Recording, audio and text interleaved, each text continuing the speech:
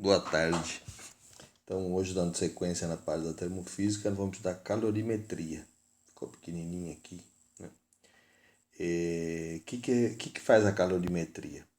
É a parte da física que vai estudar as trocas de energia em forma de calor que ocorrem entre dois ou mais corpos ou substâncias. Então, aqui tem um desenho, né? Tem um corpo A, vou até aumentar. Tem um corpo B. Se a temperatura de A é maior que a temperatura de B, então vai haver uma troca de calor. O calor vai ser passado de um para o outro. Interessante aqui é que nessa troca de calor, todo o calor que A passa para B, o B vai receber. Certo? Então, numericamente, eles têm a mesma quantidade de calor. Tá? Acontece que nesse estudo que a gente vai fazer de calorimetria, lembra que eu tinha falado, não confundam calor com temperatura, que calor é energia, então é isso que a gente vai falar agora, dessa energia, tá? Essa energia que vai passar de um corpo para outro. É claro que aí a gente tem que ver que tem diferentes tipos de calor que eu posso fornecer a um corpo. Porque eu posso fornecer calor para mudar a temperatura.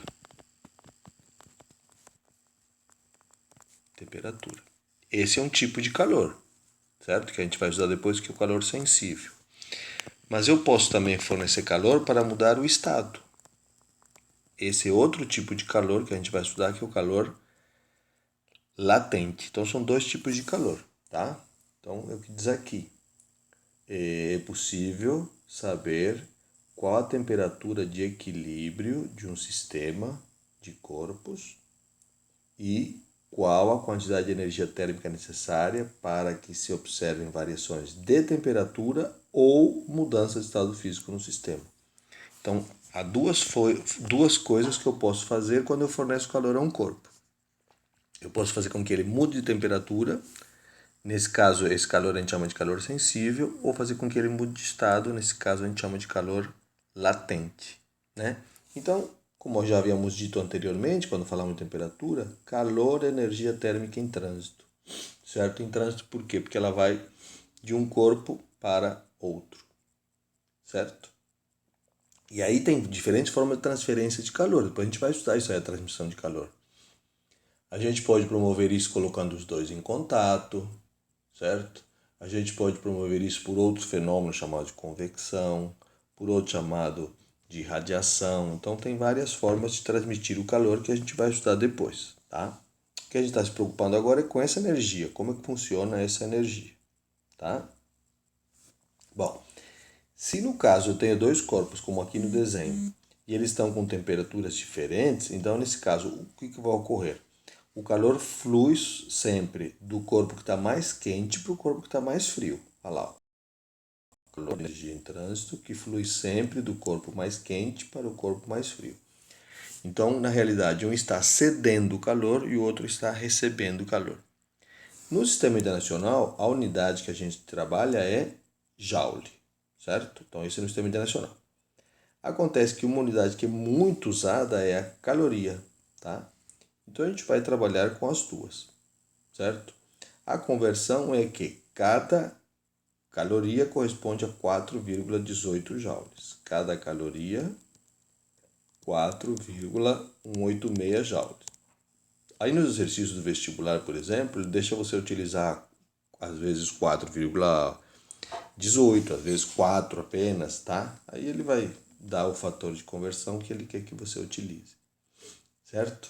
Bom, seguindo no estudo da calorimetria, já que eu falei que tem dois tipos de calor, que tem o calor sensível, o calor latente, vamos falar um pouco sobre essa energia, sobre esse calor, como é que ele funciona, né?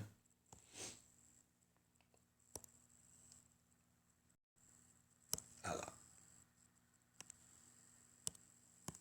Então veja lá. Fórmulas do calor. Quando a gente fala em fórmulas de calor, vamos estar em duas, o sensível e o latente. Vamos começar pelo sensível.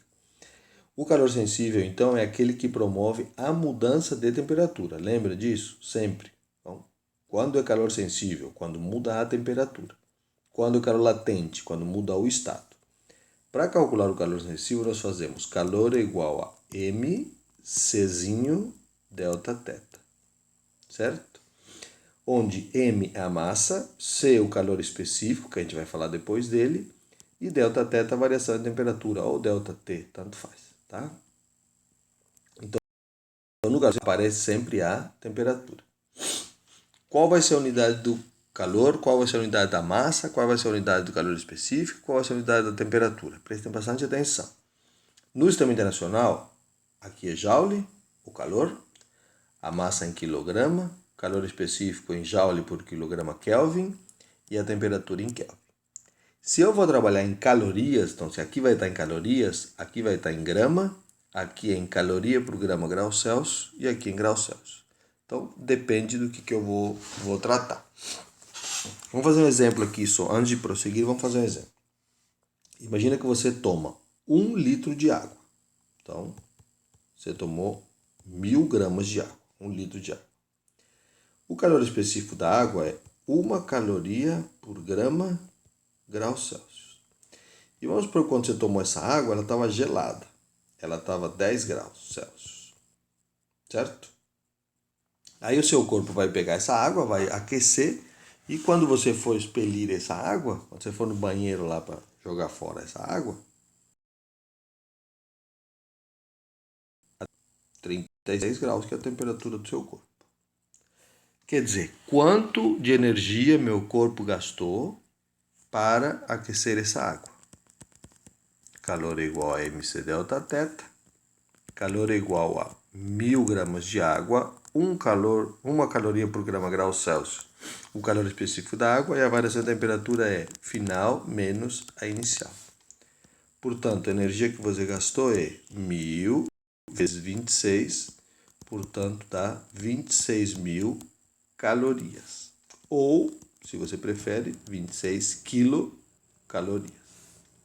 Nossa, então quer dizer que meu organismo gasta energia para aquecer a água? Sim, faz troca de calor, gasta a energia do seu corpo para esquentar essa água. Só que essa quantidade energética é pequena, né? Se você pega um pacotinho de bolacha, água e sal, às vezes 2 bolachas de água e sal tem 26 quilocalorias, certo?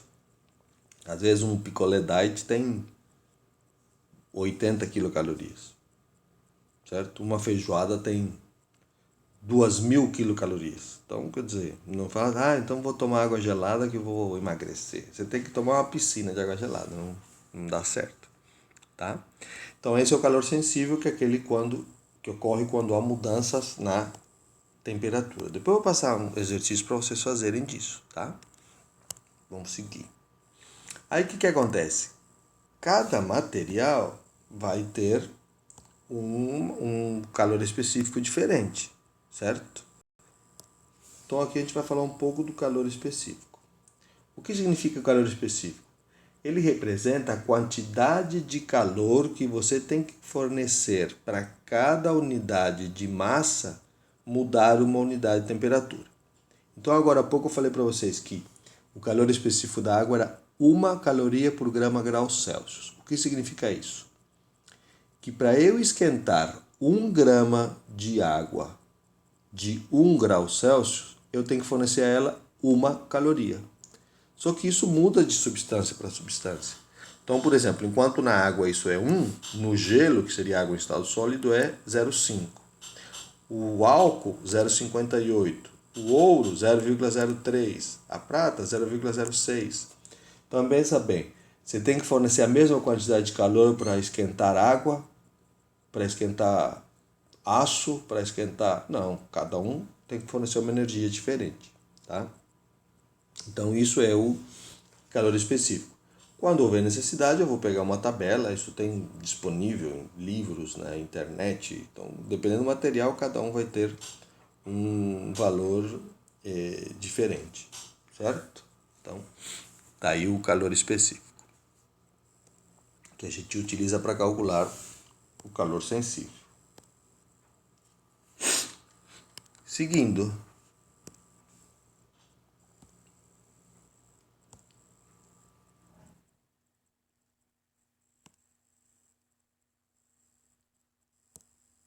Aí nós temos a capacidade térmica. A capacidade térmica, na realidade, a gente vai trabalhar com C maiúsculo e o calor específico com C minúsculo, tá? Porque às vezes fica um pouco confuso isso.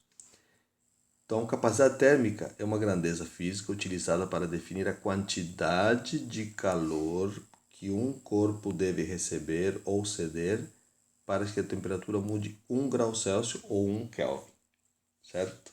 Ou seja, independente da massa, tá? Então, essa capacidade térmica é a relação entre a massa e o calor específico, tá? Quando a gente trabalha com água, a gente chama isso aí também de equivalente em água, tá? Quer dizer, qual que é a capacidade térmica de uma determinada substância comparada com a da água. Se eu vou na equação do calor sensível, aqui em cima, mc delta θ, e esse mc é a capacidade térmica, então eu posso escrever que o calor é a capacidade térmica vezes a variação de temperatura. Ou que a capacidade térmica é o calor sobre a temperatura, tá? Aqui parece um zero, mas é um C, tá? C maiúsculo. Às vezes a gente coloca um tracinho em cima do calor específico para não misturar com C maiúsculo, tá? Ok? Então a gente às vezes chama isso de equivalente em água, é a capacidade térmica. E vamos agora para outra forma de calor, que é o calor latente.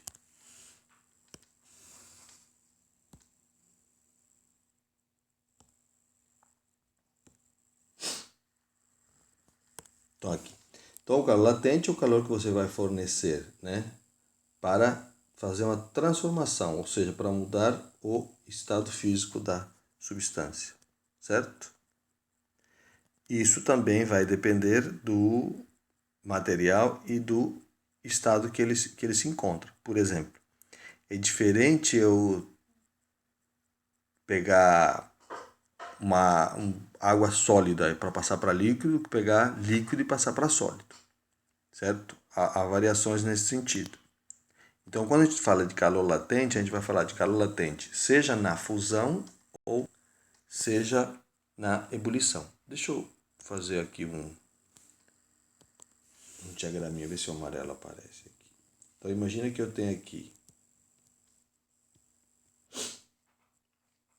temperaturas e aqui calor. Vou fazer o caso da água, que a água a gente consegue entender bem. Vou fazer em branco a reta e depois a gente analisa.